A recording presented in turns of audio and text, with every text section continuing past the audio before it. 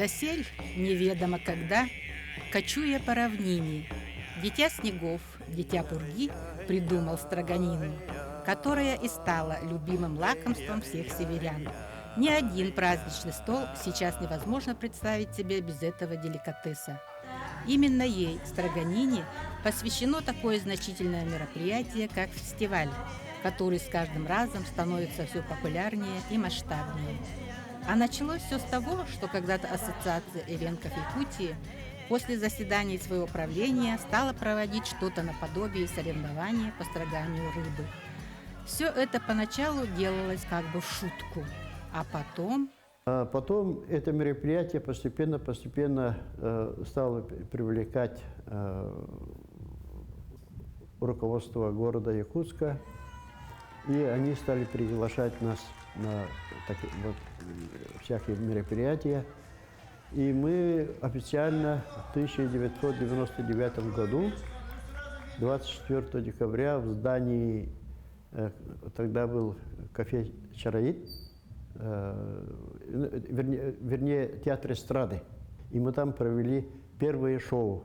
А до этого как мероприятия обычные делали. Нас поддержали в этом плане, предоставили помещение. Вот, например, Министерство сельского хозяйства, тогда министром Дмитрий Федосеевич Наумов был, и вот он нам предоставил. И вот тогда вот Дома народов Севера не было, еще не построен был. Поэтому вот мы такие мероприятия проводили там, где нам предоставляли помещение. Ну, а потом постепенно стали более масштабно проводить шоу. Ну, а так вот сейчас это мероприятие в рамках общероссийского мероприятия, вот зима приходит в Якутию, стали проводить и в Триумфе, там вообще на уровне российского уровня, международного уровня, вот очень много приезжает гостей смотреть наш фестиваль. И этот фестиваль стал довольно-таки популярным у нас в России. А так, конечно, это мероприятие проводится в режиме шоу, поэтому там соревновательный дух, там зрительная сторона больше играет. А так вот, я думаю, что этот фестиваль уже устоялся. Строганина – это такое мероприятие, которое, значит, получило всеобщее признание нашей республики. Поэтому, помимо этого, у нашей ассоциации еще есть ряд мероприятий, которые мы сами для себя возродили. Вот, скажем, Синельген, праздник Синельген – это когда выпадает санный снег, полностью можно запрягать оленей, сесть на нарты и поехать на добычу соболя, дикого оленя, лося. Там, для охотничьих начинается настоящий охотничий сезон. Вот этот праздник называется Синельген, мы празднуем тоже очень активно. И самый такой наш большой праздник называется Бакалдын, встреча. Это по нашему календарю Новый год по-эвенкийски. Эвенкийский народ свой Новый год не переворачивает к какому-то числу, какому-то дню календаря. У нас вот Новый год наступает, когда вдруг тайга, лиственничная тайга начинает зеленеть резко, и в тайге начинает куковать кукушка. С этого момента мы считаем, что наступает Новый год. Да. Птички птенцов, оленята новые появляются. Вот с этого момента у нас наступает Новый год. Поэтому эти праздники, вот, настоящие эвенкийские праздники,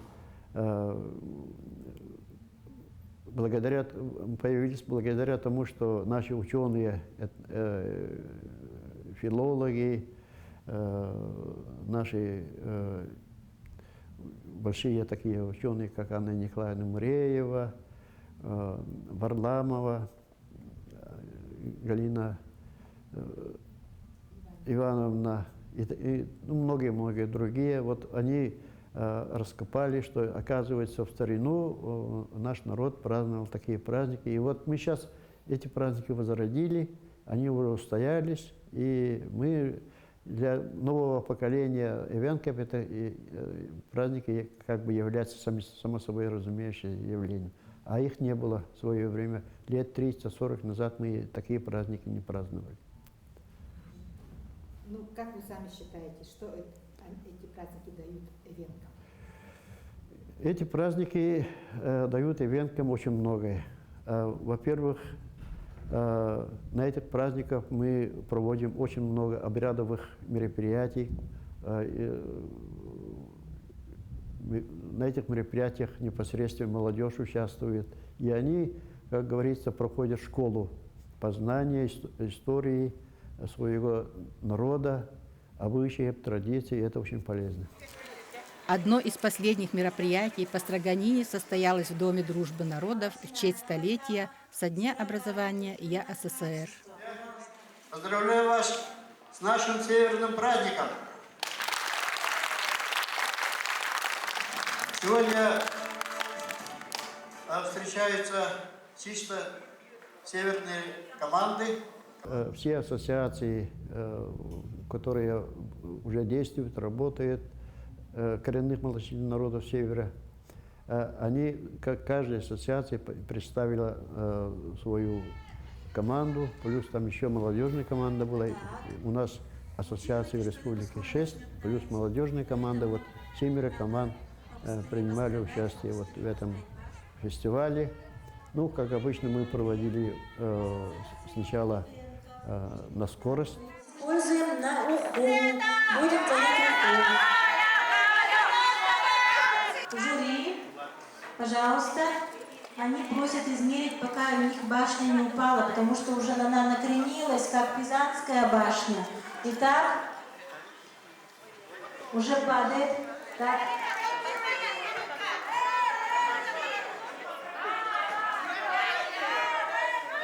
Так.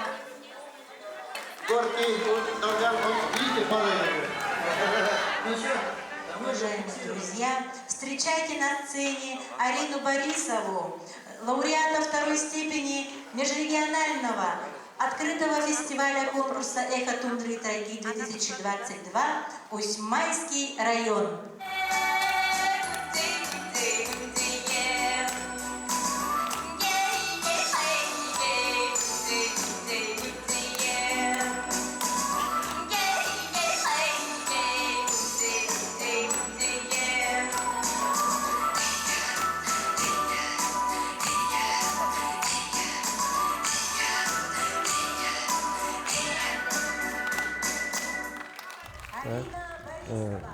И по итогам этого конкурса мы подбираем финалистов, которые, значит, в финале уже определяли, кто лучше. Да? И этот конкурс называется на качество, строгание на качество. Это уже без спешки, уже показывает, допустим, мастерство участников. Это очень тонкое дело.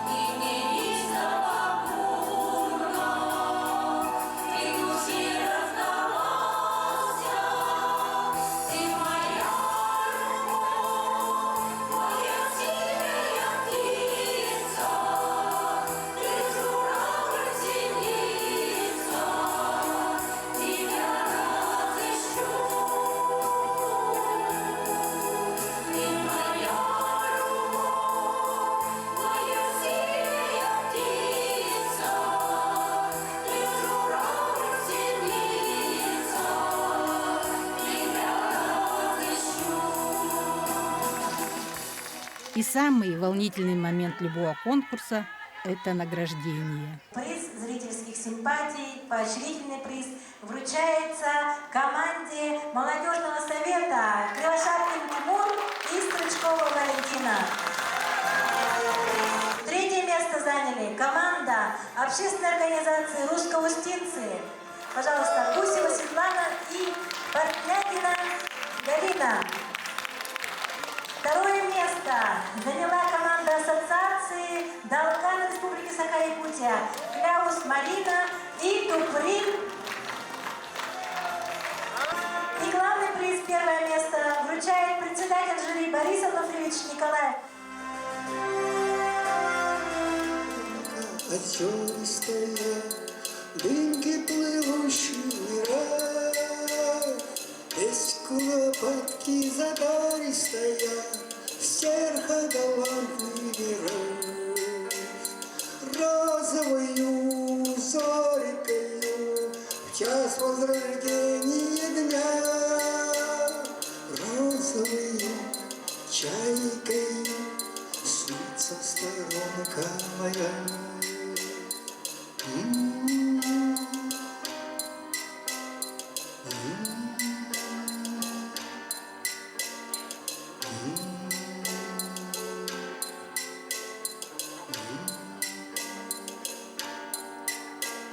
Снится речушка извилистая, в тенях задумчивых ив, давняя, близкая и листая, в разлуке заветный мотив.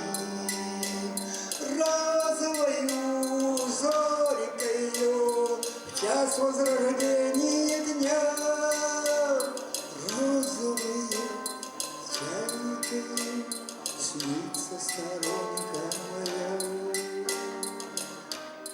А сейчас, дорогие зрители, для вас проводит мастер-класс председатель жюри этого конкурса Борис Ануфриевич Николаев, зачинатель фестиваля строганины и ас по строганию рыбы. Строганина многие считают сырой рыбой, но это не так немножко, да? Почему? Потому что рыба – это живой организм, и за время своей жизни тоже подвергается различным заболеваниям, паразитам, да? Но в наших климатических условиях, если рыба реально подледная рыба, выловленная под льдом, да, и вытащенная замороженная при градусе ниже 32 градусов, практически все паразиты погибают. Это та же термическая работа, обработка. Допустим, если скипятил, проварил, то же самое, минусовая температура, это тоже термическая обработка, только в другую сторону. Поэтому, ну, допустим, если попадется с личинкой, то видно, что личинка неприятна, но все равно безвредная на самом деле. Поэтому, если бы вот эти паразиты от рыбы, они не погибали, все население Якутии, ну, севера России, все было в этих паразитах. Это природа так определила, да? И вот многие стараются обязательно покупать, ну, строгать большую размером рыбу, да? Вот элементарно, чем больше рыба, тем дольше живет возраст, да, тем больше у него всяких болезней, там все. А вот маленькая рыба, ну, в районе там килограмма, полтора, это та же жеребятина, допустим. Вот так надо понимать. И вот, когда покупаешь рыбу, обязательно надо смотреть на глаза. Ну, вот глаза, если черные, зрачки, черные, да, это говорит о том, что вот эта рыба была живая, когда вытаскивали из воды. Теперь, желательно, если, допустим, ну тут уже, когда возили, все обработали, чтобы транспортировать, если обломанные плавники, рыба же, когда погибает, она вот так, вот в таком состоянии замерзает, и когда заталкивает мешки, там, затаривает, и это ломается. Это первый признак того, что это живая рыба была, не уснулая, как говорят, да, на севере. Ну и любому хочется, чтобы рыба была жирная. Мысленно делаем вот такое сечение на хвосте. Если это сечение будет вот такая, да, это худая рыба, спортсменка, а если вот такая, значит, это жирная, хорошая рыба. Ну, это простые такие.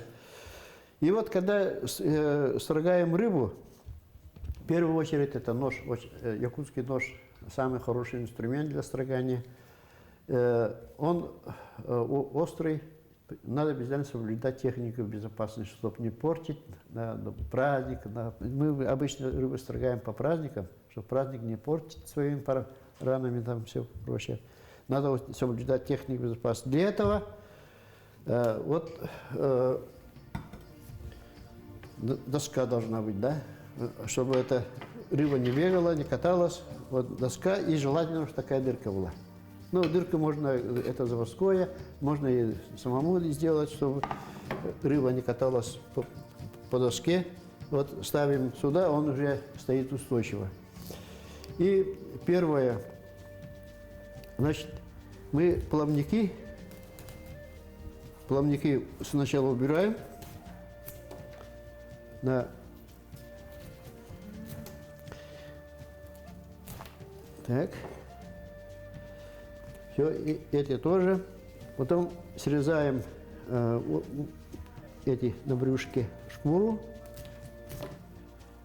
Обычно делают такие надрезы, некоторые, да, отдельно снимают. А так самое удобное, самое там эффективное вот такие надрезы делать. А потом сначала отделяем кожу рыбы от самой рыбы вот таким образом, да, с тем, чтобы там есть жилы, которые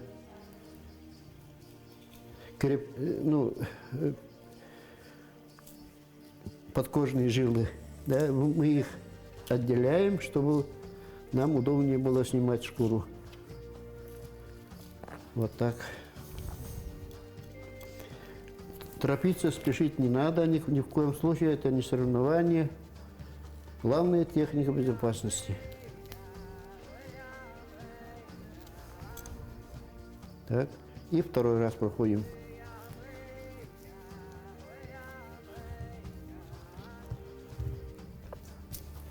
С этой стороны тоже вот это, надо поглубже стараться брать, чтобы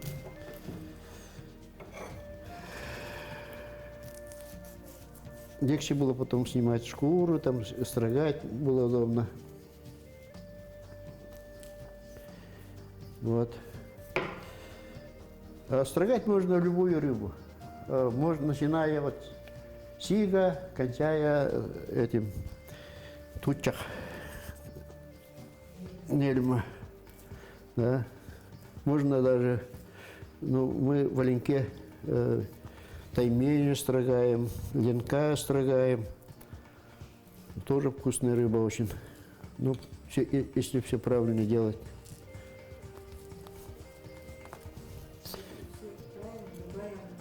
Да, да.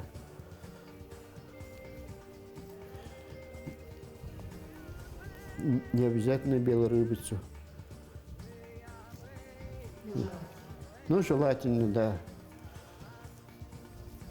Белая рыбица, она очень вкусная рыба. Нежная и очень полезная.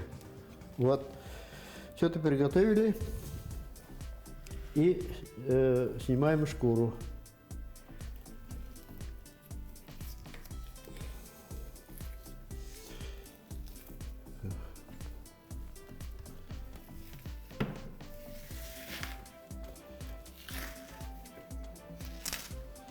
Вот. И шкуру не выкидываем, ставим на блюдо с тем, чтобы, если мы сразу положим туда строганину, она забирает тепло, холод, вернее, и чтобы этого не было, а это внутренняя сторона, что это одинаково. Поэтому очень даже в санитарном отношении очень хорошо.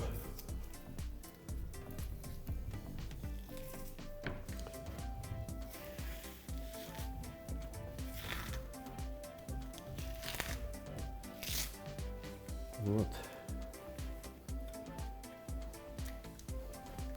Ну, хвост убираем. Да. После этого я рекомендую сначала, кто строгает, чтобы не позориться, сначала делаем срез хвоста и пробуем. Значит, рыба хорошая, вкус приятный.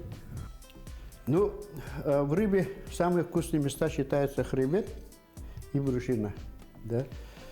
Ну, чтобы, если одну полосу я сделаю, вторую полосу сделаю, там 2 человека сидят. Так, чтобы в компании там несколько человек, чтобы всем досталось, делаем вот такие маленькие лепестки.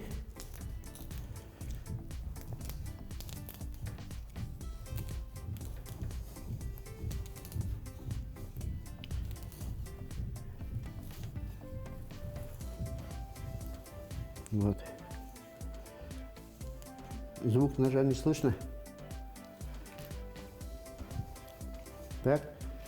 После этого прямо сюда роняем эти. Вот. Все готово. И сначала готовим как бы, и потом ленточки такие строгаем.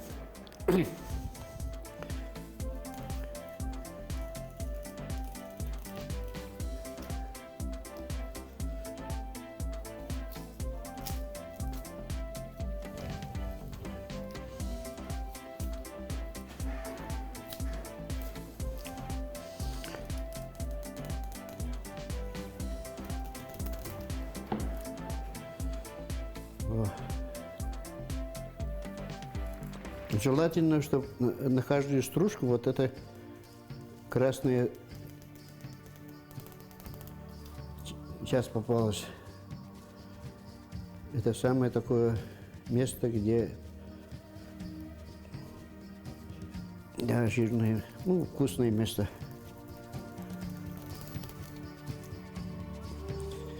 Вот.